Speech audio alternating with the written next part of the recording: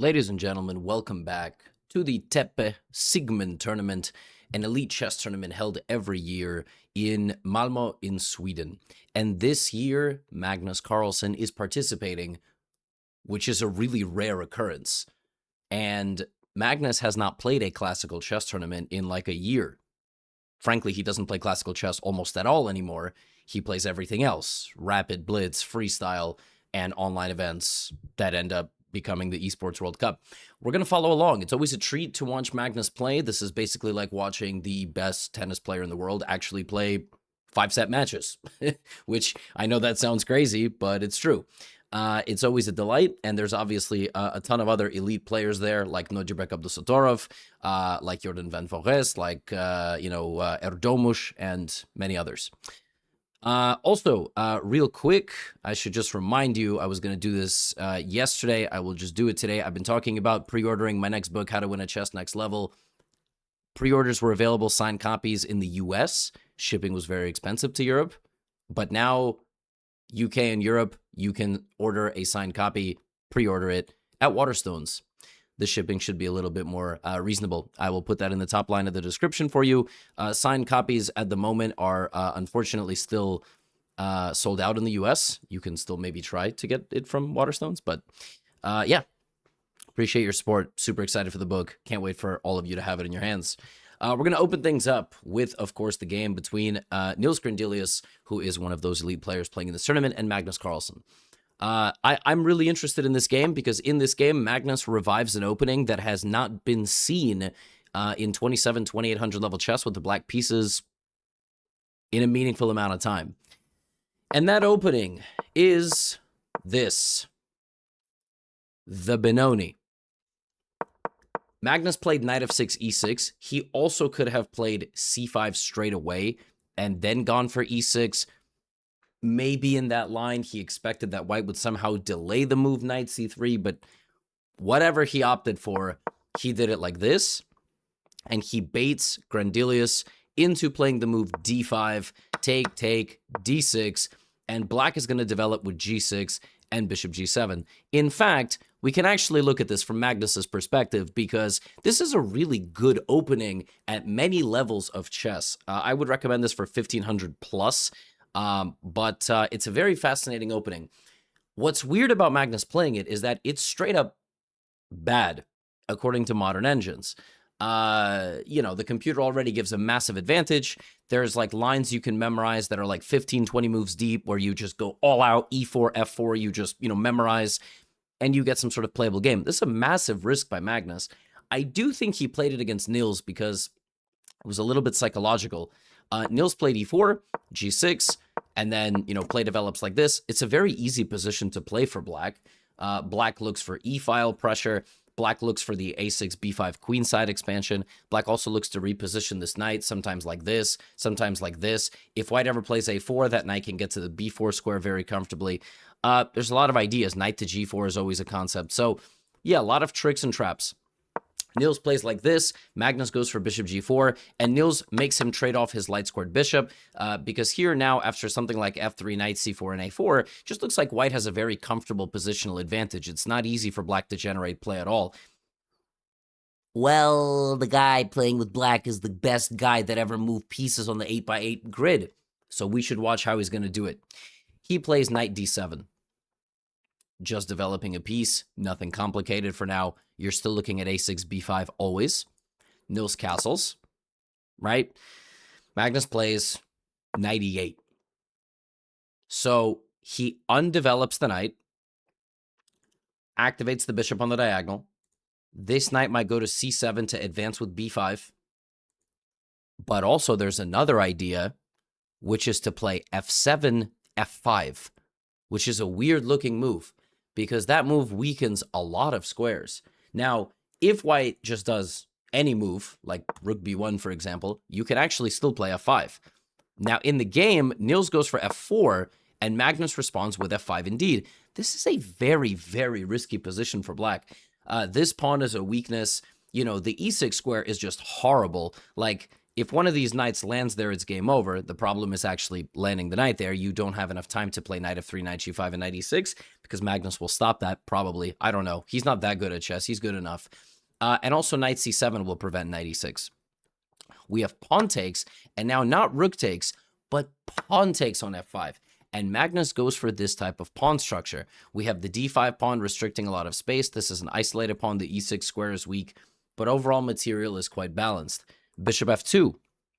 Okay, the move played by white, bringing the bishop back. Maybe the rook is going to come and help support the e-file. Maybe the bishop is going to reposition to this diagonal if the option is there. Magnus plays knight c7. So far, everything in black's position is logical. He's stopping queen e6, right? He's protecting b5, pressuring the center. Everything is looking good. And knight f3. Neil's obviously still looking at this opportunity. He no longer needs to go to c4. Incredibly, the position is already equal. It's really tough to understand what the opponent even did wrong. Like, how it seems logical. Okay, so now that Magnus has equalized, what's he going to do? Well, again, in the Benoni, you're always looking at the queenside expansion when it's possible. Right now, it's not possible because white controls that square twice. White is also looking for this. So Magnus plays knight f6. Knight f6 adds 2 pieces to target that pawn. Here, if white plays the move rook a d1, black is going to go queen to d7 and completely prepare b5.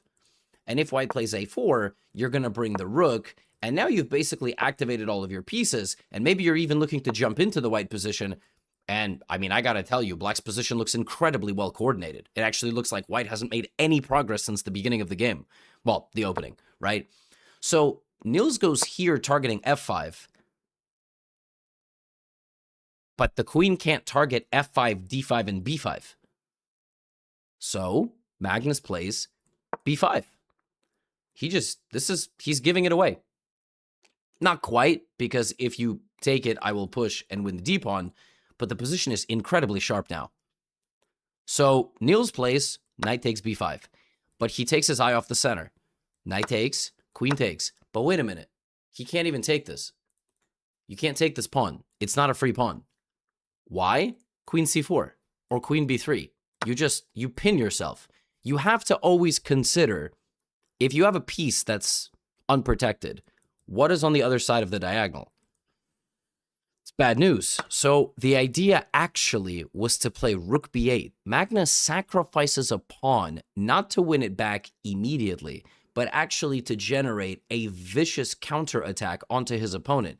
Niels plays queen back to d3, which guards this, and if rook b2, there's queen f5. But now Magnus plays knight e4. He's not interested in immediately winning anything back. He's simply applying pressure to the other side of the board. And Magnus is very good throughout the course of a game, identifying an enemy piece, targeting that piece, and rendering it worse than any other piece on the board. And that piece is this bishop. That bishop is basically impersonating a pawn. All it can do is go this way and attack the queen, and the queen is already ready to go over there. It's not doing anything on this diagonal, and what's going to happen in the long run is the queenside pressure is going to pay off. Black is going to likely win one or both of those pawns, and these pawns, supported by this bishop, could very well decide this game. More on that later. Niels plays rook b1, and Magnus doesn't even take. These pawns are simply being hunted. They are not being captured immediately because it's kind of like feinting a punch in a boxing match. You just try to gauge your reaction out of the opponent, you download a little bit of information, and maybe later you will use that information to inflict more damage. Now Niels goes knight to g5, looking to create some counterplay, and the move here from Magnus is so chill. It's so awesome. There's a million possibilities. You can maybe take this knight, you can maybe take this pawn, you can maybe take on b2, you can maybe take the bishop and go for bishop d4. No. The best move is a queen trade, where if you trade queens with me, you get forked. When have you ever seen a violent offer of a queen trade? Like, the queen is being threatened. So he has to go here, but now Magnus plays knight takes, pawn takes, because there was a mate there. It's never too late to blunder, and now rook takes b2. This man has played like 12 perfect moves in a row. Knight e8 was the top move of the engine. f5 was the top move of the engine. It's up there. gf is the best move of the engine. Knight c7, knight f6, b5 was the top move. This trade, rook b8, is the top move.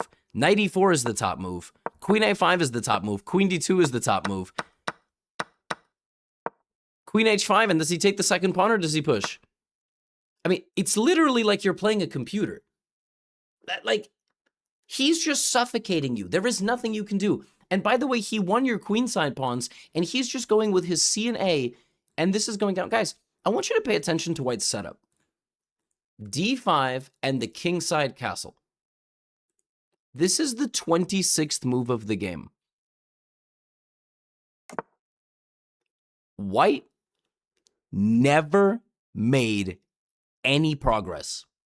None of this. The second Niels tried to take space, he was met with counter. Then he had to reposition his pieces. And before he even could do that, Magnus struck. Then he was wasting time moving his queen around.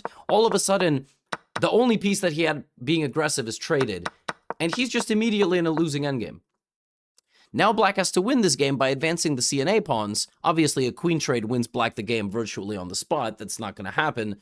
A5, you know, he's looking for some counterplay. Magnus doesn't even care. He gives this away completely because you always have queen b2 and a2 and a1. Niels has to take the pawn, look for a little bit of aggression. The king just comfortably sits on h8. It has no legal moves, but there's no threat here. And the amazing thing about this position is Magnus is actually sacrificing the rook with bishop takes f8. The thing is, if you take on f8, it's a little tricky, by the way, but there's queen d4 check. The rook cannot block because then I would promote. So I would walk my king here. But the thing about that is there's queen h4, king g1, and now the bishop comes in. And if the bishop comes in, both of these pieces have to block, and then I will queen and mate you. I mean, it is incredibly brutal. And for that reason, Niels goes here, Magnus goes queen e5 check and gets that queen trade, and simply moves the rook. d5 hangs, a1 queen is simply unstoppable. The outside pass pawn, supported by the Benoni bishop. I mean, the man set up the opening, which is designed for play on the queen side, and he won the game masterfully. This is one of the most impressive Benoni wins I have ever seen. Now, I think Niels underperformed. I think there is something to be said. I think he didn't play to the best of his ability. This man is a 2660 FIDE rated player. He's a top 70 player in the world, top 60, maybe top 50. And Magnus Carlsen made it look like there was a generational gap between the two of them. I mean, this man is so good. He needs to play classical chess more often. I know there is no incentive, like, at all. There's no prize money incentive. There's no other incentives. Like, it's not like, you know, football. But, yeah, what a treat, you know? Every other game was also super exciting. So we have Nodjibek Abdusattorov versus Andy Woodward. By the way, these guys are winning the tournament. By the way, these guys are 2780 and 2635. They are not 145 points apart in skill. There is no chance. It's probably closer to 100. I would imagine Nodjibek, I'm not going to take anything away from him. I think Andy Woodward is much closer to 2700 than to 2600 in terms of his playing strength. You just don't have a lot of opportunities to play chess. Remember what I just said about the tournament system not making sense and incentivizing Magnus to come back? It also doesn't really allow for players like Woodward to have a chance to play players like Nodjibek. So, yeah, chess is completely, you know, messed up. But credit to them for inviting Andy. That's an amazing thing that they did. Andy does not play a Benoni defense because he's not a psycho. But he plays the Rogozin, which is one of the most interesting lines. Nodjibek plays queen a4 check. Black blocks, doesn't lose the bishop. Queen c2 back, this is all theory. All of this has been played before. The bishop undeveloping itself, so it's not targeted by pawns. Also, the knight can go to b4, throwing off the coordination of the white position very slightly. And, yeah, here we have this fascinating thing where the knight is an anchor for the bishop trade. Nodjibek goes back. Andy actually, in my opinion, seemed to have out-prepared his opponent. He actually made him think. Normally, Nodjibek is the one making his opponents think. And in this game, he chooses the wrong approach. He needs to be a little bit more chill, but Nodjibek doesn't have any chill. Generally, the Uzbeks, like Nodjibek and Javakir, they are crazy with their chess. Like, they will deliberately instigate, complicate, make the position as dynamic as possible. I mean, Nodjibek at this point already thinks his young opponent just doesn't even see checkmate, which is crazy. The knight blocks the mate, and he's just going for it. He could have castled. He could have kept the position very chill. He's just looking to take his head off. H4, H5. Bishop E7. targets the knight. F4 defends the knight. Andy chops down the knight, but voluntarily opens up the rook to his king. The problem is white is not going to get g4 and f5. If white gets g4 and f5, black can probably resign the game. The most principled way to meet somebody who is trying to attack you on the side of the board is to strike them down the center, c5. Now Nojabek has something to think about, because after pawn takes, the knight will activate and the queen will activate and white will lose. Suddenly Nojabek's sitting there like, wait a minute, what have I done to the position? And before you know it, yeah, he is worse. But not by much. But he is worse. His freaking king is on f2. Now, only Nojabek can play chess like this. I don't know how this man plays. Like, you have to be young to play chess like this. You got to be born past 2000. Magnus is an old man. Okay, but he plays the Benoni. Still, it's a very positional opening. b4, knight a4, and knight back to e2. Now, at this point, Andy has to finish the journey with his knight. He needs to trade this knight for this knight, put the rook on c3. Apparently has a very good position. Then he plays queen d7, rook c8. This knight will reposition itself to one of these light squares. And in the long run, it's actually white who's going to have problems. But he goes here. He makes the wrong decision. He instead brings his rook to target the pawn, and he does b5. But this allows Nojabek a little bit more time to fight back and make the right trades. Remember, we were looking to trade the knight for the knight. But by trading like this, it's a very different story now, and the position is incredibly sharp, and white still maintains the option to launch this attack. We thought this attack was finished. We thought that was Nojabek's first idea, and now he will evolve and move on to the next idea. We forgot that this man is a little bit crazy, and he will continue to attack. Now, Andy can trade queens. He doesn't want to trade queens, which is a completely reasonable decision, but putting the queen on a4 is not really sensing the danger of the position, and Nojabek will regenerate an attack here.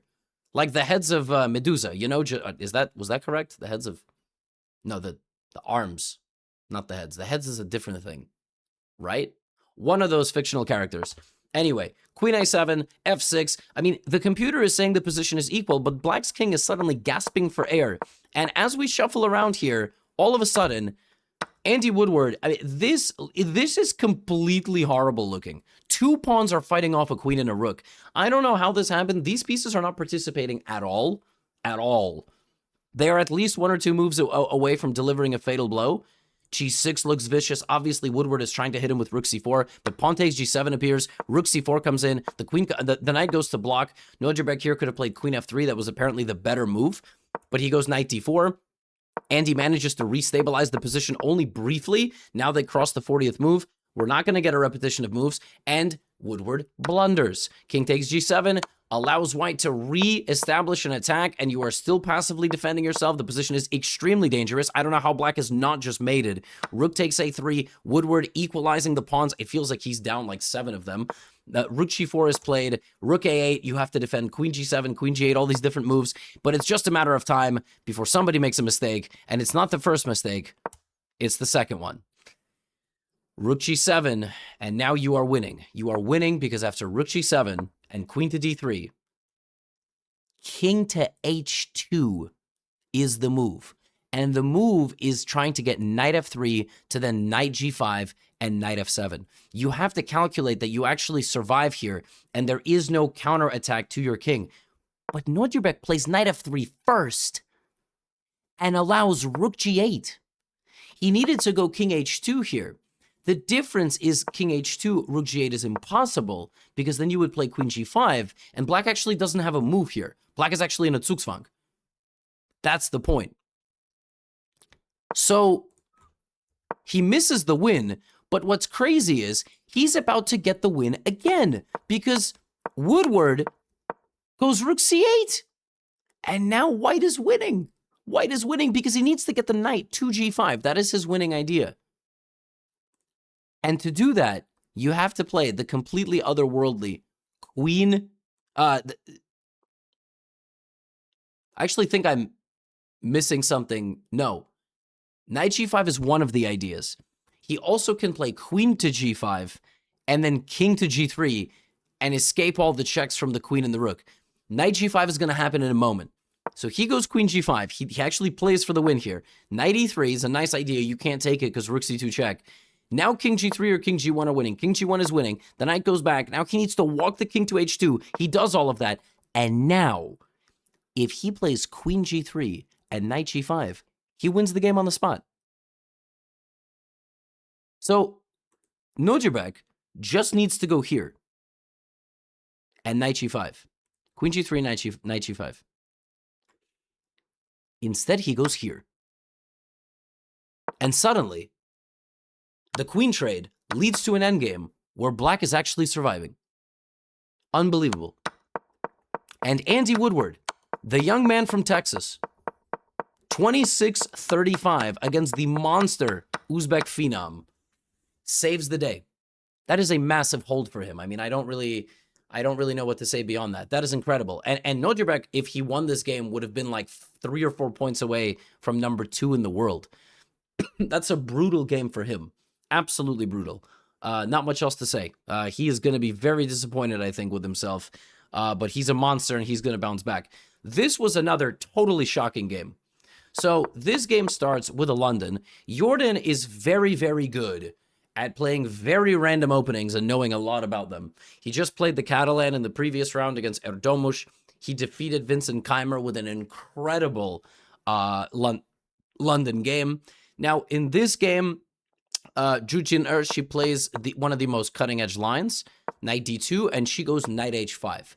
So she's looking to take the bishop, and white grabs a pawn in the meantime. White is up a pawn, but black has the bishop pair, and white also has 2 sets of doubled pawns. White can now play e6 or queen a5 to try to win the pawn back immediately, or play very dynamic like this and wait to win the pawn back for a little while. So knight to b3 is played. She goes bishop g7, which is already a bad sign because on the 10th move of the game, with black you play a line where you sacrifice a pawn for activity, and suddenly you are thinking for 30 minutes. That's definitely not a good sign for anybody. I mean, it's not a good sign, and we see it in many of these games. Like these players, especially in the candidates, they play really sharp stuff, and then they're like, wait a minute, and they got to think. Now, so far, everything is fine. But that's a dangerous sign. She plays bishop h3, excellent move. Jordan can't castle. Knight g5 kicks the bishop out, and Jordan goes for the kingside attack, which, as I have been talking about already, the best way to meet is to strike straight down the middle. Now the position gets really sharp. Bishop takes c6. Black takes, and for a moment, white is 2 pawns up. And suddenly you're like, should d4 have been played? No. Apparently, the best move instead of d4 was e5, which is still following the philosophy of striking back in the middle. This would have made the game very messy. Yes, black would have still been down a pawn, but at least in this version of the position, black has a lot more pieces, and there's a lot less symmetry in the position. Whereas what happens in the game is Jordan is able to establish some degree of stability, which is this, and now he's just simply up a pawn. Now, what does black have? Black has a similar bishop like Magnus had, open lines on the queen side with the rooks, and basically it's going to come down to, can white convert this 3-on-2 position? All right, here we go. Jordan is going to try to improve his position. He's looking for a trade of pieces. Zhu Jiner is obviously activating everything very nicely here, but at some point, you activate your rook, you activate the knight, and you're going to start bringing your king. King f1, okay, king there, king f3 maybe, yep, rook e2, yep, knight a5, knight to c4. But at some point, you're like, all right, I gotta do something, right? Like, I have to find a way through in the position. So Jordan is going to do it like this. He's going to position, and play h5. And this is correct. It's very often in these types of endgames, you can sacrifice an outside pawn and immediately go to win it back because that damages the black structure. And yeah, in this moment, Zhu Jiner is trying to create counterplay on d2. Here with white, you play knight c4. The problem with knight c4 is you allow rook d5. Still, apparently, that's completely fine, and that position is really bad. And after knight c4, you can maybe continue to try to improve your rook and slowly, you know, win the pawn back. What ends up happening in this game is after rook d2, b3, rook b2, this is coming, and stopping it is kind of unpleasant. Now, the best way to do this with white is to take and bring the rook back to h2. Not that, because all of a sudden there's this, and this. And by forcing the white king to g2,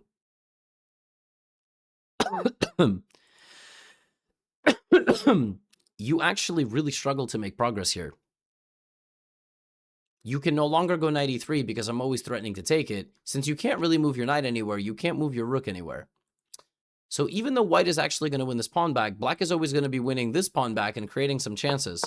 And that's exactly what happened. Like, even though Jordan continued to try to break out of the position, Black simply had too much activity. This is a perfect example how in the endgame, material doesn't mean as much as king safety and the activity of your pieces. This is a horrible rook. Horrible. You can barely take this pawn because I'm going to get to rook c2, and even though Jordan is basically up a pawn throughout this entire game, the white king cannot cross off the first rank. And since you can't cross off of it, 7 out of the 8 ranks are unavailable. So white is going to try and try and try, and he's going to push a pawn really far. And the reason Jordan's not pushing a pawn here is because mate is being threatened. And Jordan ultimately tries his hardest, but the game is drawn after some 80 moves because there is nothing to be done. White cannot make any progress.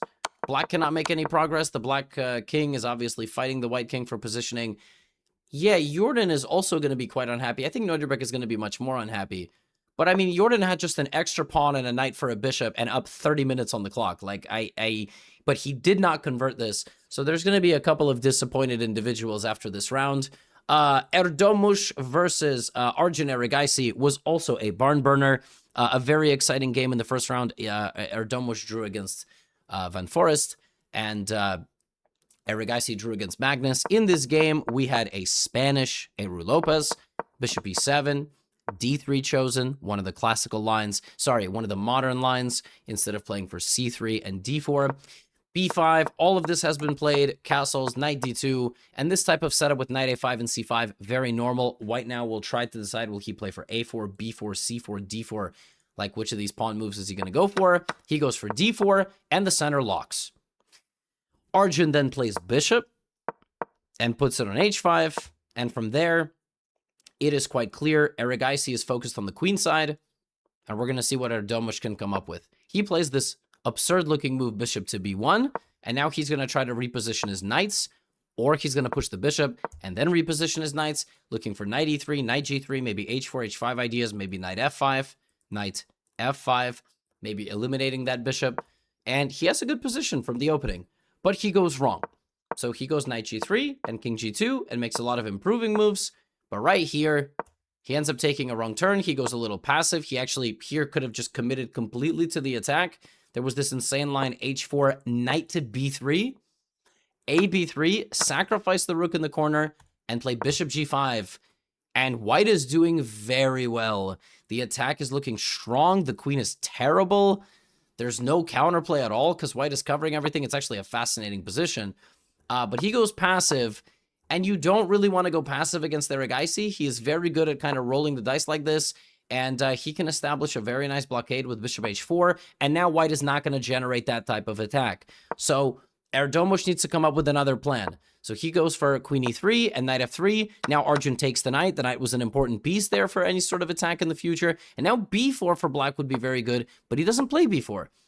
b4 and b3, that would have been the follow-up. Instead, he makes a waiting move, and the game completely goes back into being in white's favor as he stabilizes the center. Arjun trying to improve his position, and now Erdogmus goes a little bit wrong, starts playing a bit passively. Arjun has an opportunity to take over the game, and then suddenly with black, there's a mistake with bishop f7, and here comes b4. So this game's very topsy-turvy. Neither guy really understanding fully the elements of the position, and also getting into time trouble, which is, I mean, they're not understanding an easy position. It's a very tough position. So Erdogmus now maybe slightly better. He needs to trade the queens and enter the endgame, but he does it like this, and Arjun declines the queen trade. And within a few moves, the simplifications are incorrect, and the game is rebalanced. Bishop back to e8 from Erigaisi. Position very, very messy. Obviously, it's clear something is going to break through on the queen side, and if not, we're going to maybe have something over here. We have bishop c2 targeting the rook. Okay, now we have no rooks on the board. Maybe a check from black to activate the queen or bring in the knight like that. Yeah, that's looking really nice. Erdogmus has a minute on the clock. His time management is suspicious. It is very, very tough to play a game of chess when you are given 30 minutes and within a few moves you have again a minute on the clock. Like, he gets into time trouble so much, and he has to play every game with 50 seconds on the clock. And it's going to go bad. We are now in a queen and knight versus queen and bishop endgame. It's insanely sharp. Insanely sharp. f4 is hanging. d6 is hanging. This pawn is going to promote. But maybe one of Erigaisi's pawns is going to promote. He goes here, defending. Now we have queen takes f4. The queen can activate the c4. The bishop is hanging. He moves the bishop. No, he moves the queen back to protect the bishop. Arjun takes on f3. Now the king takes. The king should not be this active, and white loses their active pawn, and Erigaisi is now up a pawn in a knight for bishop endgame. Probably, objectively speaking, the position is a draw, but it's still super, super complicated. Bishop b3 check. The king goes to f8, and now h5. Looking to shred open the king's position. Arjun plays king e7. King f4 is a mistake, apparently, but, I mean, it's very tough to understand how exactly that's a mistake. And Arjun probably... Magnus would have never gone knight e6 here. Magnus would have never, like, given such an easy opportunity to liquidate. He couldn't play queen b6. The game needs to go on and on and on, and obviously there was something Arjun didn't like with some sort of counterplay. But we have knight e6 and we have a queen endgame, and obviously Arjun thinks that having more pawns in a queen endgame means that he is going to win. Queen a2 check, queen c4. You can trade queens here. I think Arjun thought this was simply a winning queen endgame. Pawn endgame, rather. I have more pawns. How am I not winning? You're not winning. You're actually not winning, which is brutal. Arjun, had he known, was not winning, would have never done this. Ever. He blitzed into this endgame, trading the knight and the queen because he was completely certain that he was going to win, but it's not winning. Why not? Because after takes, white pushes, and probably Arjun saw this and was like, well, that's it. Because if he takes me, I'm close to this pawn. If he doesn't take me, my pawns are promoting. But white can go here.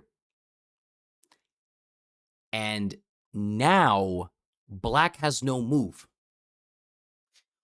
What I mean by that is, in the previous position, if pawn takes, king takes happen, and b6, I would simply go to stop the pawn. I wouldn't push my pawn anymore. But now, in this version of the endgame, I can take, both are actually okay, and you're not stopping my pawn. And what's going to happen in this endgame is that we go here, and we both queen. And black's king is simply too exposed. It's simply too exposed. There is still a chance here to potentially play this for a win. You have to play queen d2 check, but he goes queen d1, and apparently that's incorrect. You had to go queen d2, king c4, queen e2, king d4, and then maybe take this pawn. But it's probably still a draw. It's probably still a draw because he does it like this. But because the king is less exposed on e3, the game will probably be a draw as long as you don't trade pieces, don't trade the queens. e5 is a very nice move, and black simply has nowhere to hide from the checks, and the players make a draw after 78 moves. Very hard fought and complicated game. This game itself could have taken 33 minutes to analyze. The real critical moment, though, was here. I mean, Arjun, like, if this was the candidates, knight e6 and queen c4 would have been an insane decision. Obviously, it's not. But he quickly trades his only two pieces into an endgame where, if you miscalculate, that's the end of the game. It's the difference between a win and a draw. And even though this was very hard fought, he does not get the win. Everybody is now on the scoreboard. Nope, never mind. I forgot about Nils. I thought Nils drew in the first round. So, Zhu Jiner, she has half out of 2. She made a draw against Van Foreest. I really struggle to Dutchify his name or say it the way it's supposed to be said. Nobody has 2. Tomorrow, Carlsen versus Nojibek. Oh, goodness. That is a delightful game for a Sunday. That is all I have for you today. Signed copies are now available in the UK and Europe, as well as tickets to the Europe Tour 2026 in October and November. Can't wait to see you all there. And you know the drill at this point. Get out of here.